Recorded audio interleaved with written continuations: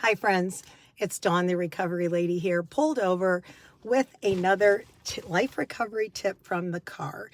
And if you're new, I'm Dawn, D-A-W-N, not Dawn or Donna, the recovery lady, a behavioral health clinician, just here with life recovery tips that I have used myself that are helpful on a daily basis that keep us living in the solution, moving forward, and not staying in the problem. I pulled over for this one because I had been thinking about all the topics we've been doing lately. And, so many of the things we've been discussing, belief systems, shame and guilt, a lot of the things we struggle with are based on our low self-esteem. If you were, and I mention this a lot, if you were raised in a home where you were loved, nurtured, fed into, where you were taught to pull the good things out, that your gifts were validated. Someone didn't try to define your future by saying you need to do this or you're no good and will never amount to anything. Then you were most likely raised in a very or somewhat healthy environment. There's no perfect environment with good self-esteem. You know that if you fail, you can get up and do it again, that it doesn't define you. However, for those of us that were not raised in that environment where we were loved, nurtured, cared for, and I'm not talking about money, you had all the toys, because can have all the things in the world and come from a very unhealthy system, and then you can be dirt poor and come from love, being cherished, nourished, single parenting, and just have been given everything you need to survive emotionally. So I want to look at what I've seen, and I've experienced this in my own life, and what I've seen with countless clients and patients is, especially when they've made a lot of mistakes, especially for people, what I'm going to say is true, who have struggled with addictive disorders. And I'm not just talking alcohol and drugs. It could be sex, money, codependency. You can be addicted to avoidance.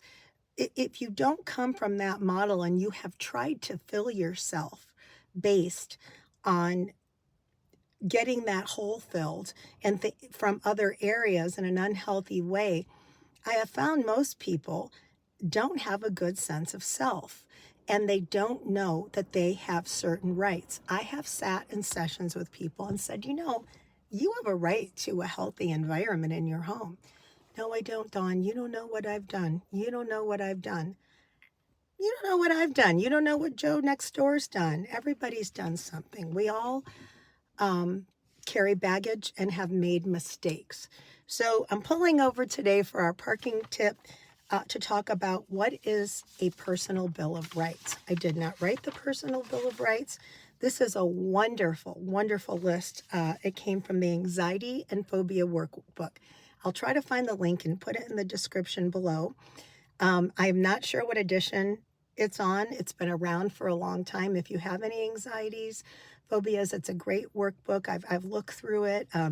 I've used their personal bill of rights many times in teaching and group counseling and just teaching people to learn that you do have a right to good things no matter what. And these rights, inalienable rights, no matter what you've done and what happened to you, for you to move forward, it's imperative that you embrace these personal bill of rights. Okay, there's 25. I'm going to go through them. Ready? Personal bill of right number 1. You have the right to ask for what you want. You have the right to ask for what you want. If you feel like you don't, that's shame. Remember, guilt is a good thing. It helps us change, move forward, make amends. Guilt says I did something bad. Shame says I am bad. If you're not doing these, it's because you may be anchored in shame. You have a right to ask for what you want, no matter what you've done. You have a right to ask for that as you move forward. Number 2, you have the right to say no to requests and demands that you cannot meet. We're just coming out of a boundaries series, and there's ample videos to teach you how to start setting boundaries. When our self-esteem is low and we're setting boundaries, it's so uncomfortable and unfamiliar, we feel like we don't have the right to do it. You have a right to say no. You have the right to express all your feelings, positive or negative. You have the right to express your feelings, positive or negative. You don't lose that right because of shame of the past. Number 4, you have the right to change your mind. You have the right to say, yeah, I'll go for Chinese food tonight, and then say, you know, I'm feeling like Italian, or yeah, I said I'd show up to that event, but that doesn't work for me. You have a right to change your mind. Don't let the negative from the past be pulling you away from these things, because every one of these that you honor is building you up, not tearing you down. Number 5, you have the right to make mistakes and not be perfect. Perfectionism keeps us stuck. Number 6, you have the right to follow your own values and standards, and holding those is a boundary. Number 7, you have the right to say no to anything when you're not ready. Is it unsafe? Or if it's unsafe, or if it violates your values, you have a right to say no. Doesn't matter if everybody's doing it. Doesn't matter if people don't understand why you won't do it. You have a right to determine that. Number 8 is you have the right to determine your own priorities. You get to decide on your daily list, your weekly list, your monthly list, what is important to you. If you're a meeting person, you're going to meetings and somebody's like, oh, you go to a meeting every day. You don't need that meeting. That's your priority and your value, your support group, your Bible study, whatever you do, your meeting at temple, whatever is a priority to you, that's what you need to be okay. That's what you do. Number 9 is you have the right not to be responsible for others' behaviors, actions, and feelings. When we talk about codependency, we're going to go into that. Somebody else blows it. You don't cover up for them. You don't call their jobs, call in sick for them. You have a right not to be responsible. Even if you're married to the person, you have a right to let that person fall and feel the natural consequences of their choices. Next one, I have the right to expect honesty from others.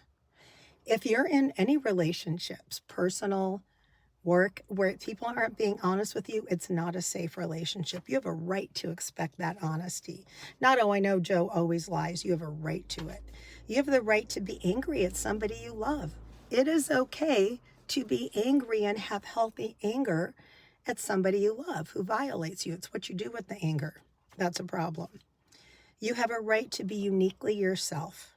Whatever that is, no matter what, you have purple hair, if you have sports and activities that people don't understand, you have a right to be uniquely you. Our higher power, God made us each differently. Remember, we don't let others define us. We let our higher power, who created us, define us.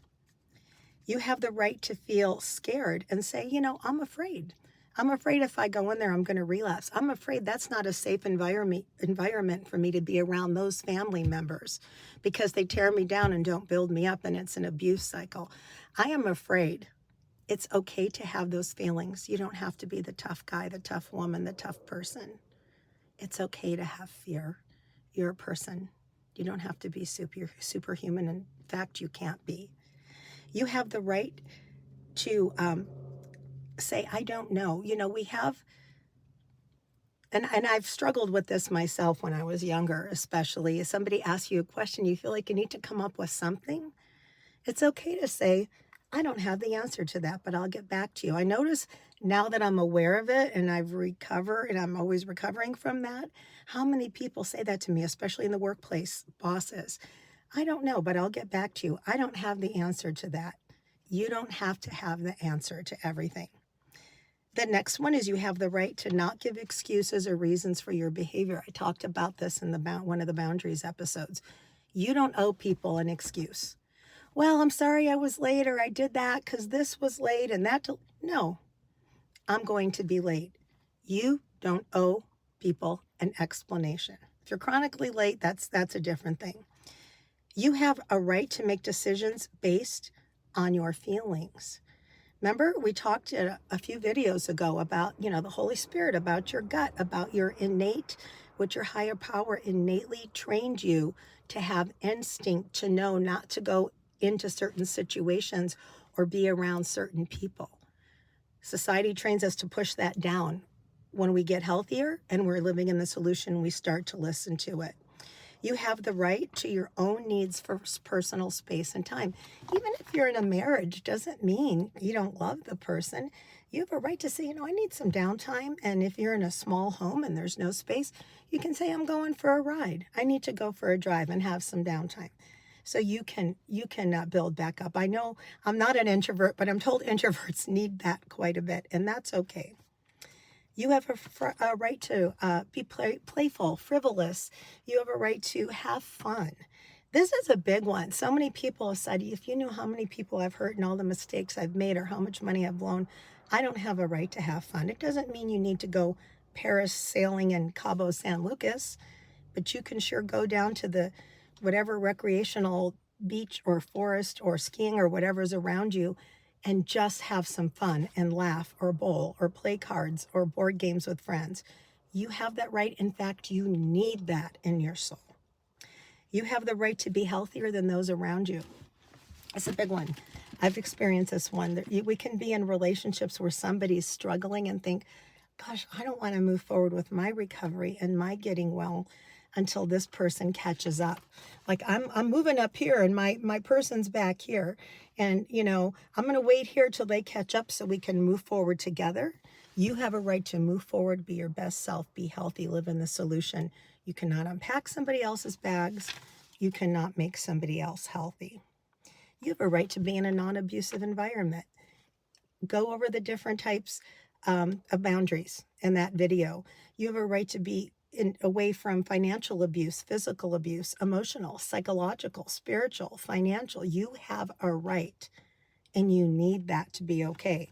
And again, we're almost done, but these are the things when our self-esteem is getting better, we start allowing this personal Bill of Rights. I have a right to make friends and be comfortable around people, meaning I'm not sitting in a room in a place where I am uncomfortable, feeling like I don't fit in. I have a right to be in an environment with people that are going to nurture, love me, accept me as I am, and build me up. I have the right to change and grow. And you might grow out of a job, and you might grow out of a neighborhood, you might grow out of a lot of things. Doesn't mean just abandon your partner. It doesn't mean that, but you have a right to personally develop. When I'm going to do a relationship series and we're going to look at what healthy relationships look like. You have the right to have your needs and wants respected by others. Meaning if you're saying, hey, I really need this, I really need the downtime, I really, need to take a vacation, whatever your need is, I need healthier food in the house. If someone's telling you that's stupid, you don't need that, you should be grateful for what you have. And it's a need. If anybody's disparaging you and criticizing your thoughts, feelings, and actions like that as you're trying to get healthy, that's not a safe person. You have the right to be treated with dignity and respect. That's another one that people struggle with. You have a right, especially as you're changing, especially as you're in recovery getting better, to be treated with dignity and respect. People don't get to tear you down for what you did in the past. And this is what I'm going to have to just work this one in because I talk about it a lot. Taking other people's inventory. If somebody's telling you everything you've done wrong, not a safe person. And the last one is you have the right to be happy. You have a right to be happy in your life. Those are your personal Bill of Rights from the Anxiety and Phobia Workbook. I am telling you, as you start integrating these, I've done this. Remember, everything I teach, I've studied, I've had to use myself. Luckily used myself, and it has brought me to a better place in life. You can come out of where you are. I'm going to put the link to the Anxiety and Phobia Workbook in the description. I'll try to get a copy of the Bill of Rights in there if I can figure out how to do that. I am Dawn, the Recovery Lady. Thank you for joining me today. You are valued, treasured, and loved, and you have a right to get well. See you next time. Bye, friends.